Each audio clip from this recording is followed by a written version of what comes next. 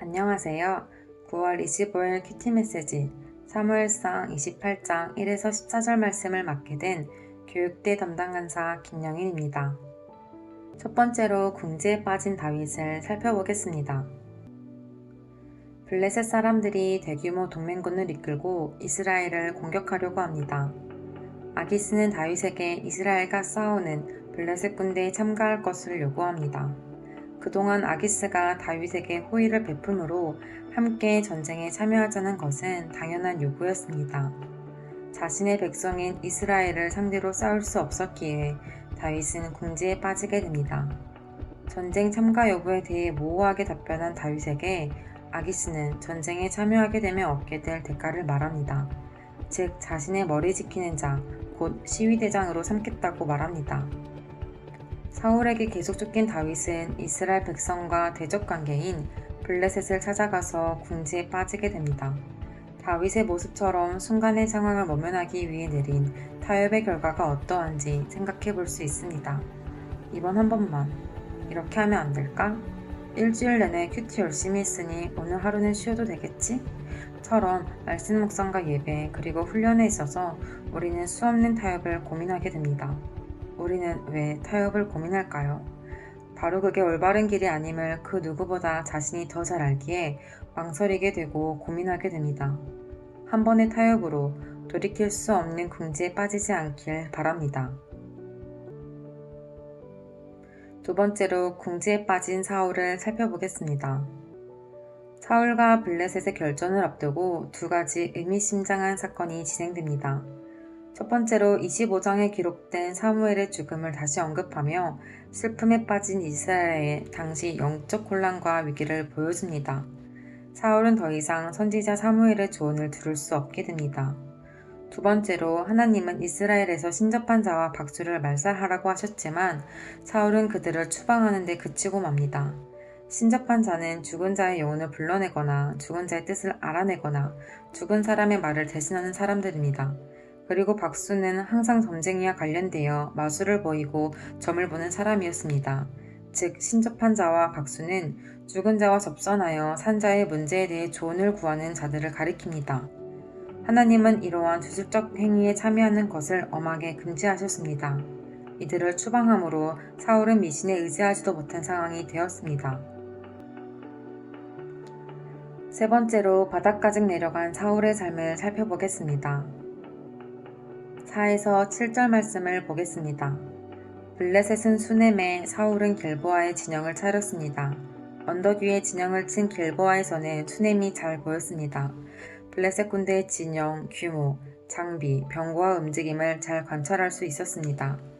5절 말씀에서 블레셋 군대의 위용을 본 사울의 마음이 크게 떨렸음을 기록하고 있습니다. 공포에 사로잡힌 사울은 전투에 관한 하나님의 뜻을 찾습니다. 사울은 꿈과 우림과 선지자라는 정당한 방법을 통해서 하나님을 찾지만 하나님은 아무런 방법으로도 사울에게 대답하지 않습니다. 여기서 우림은 하나님의 뜻이나 충고를 구할 때 사용되곤 했던 에봇에 달린 우림과 두밈의 약체입니다.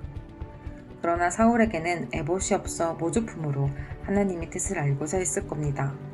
선지자 사무엘이 이미 죽었고 이후 그 밖의 선지자와 제사장들은 사울의 곁을 떠나 이미 다윗에게로 갔습니다.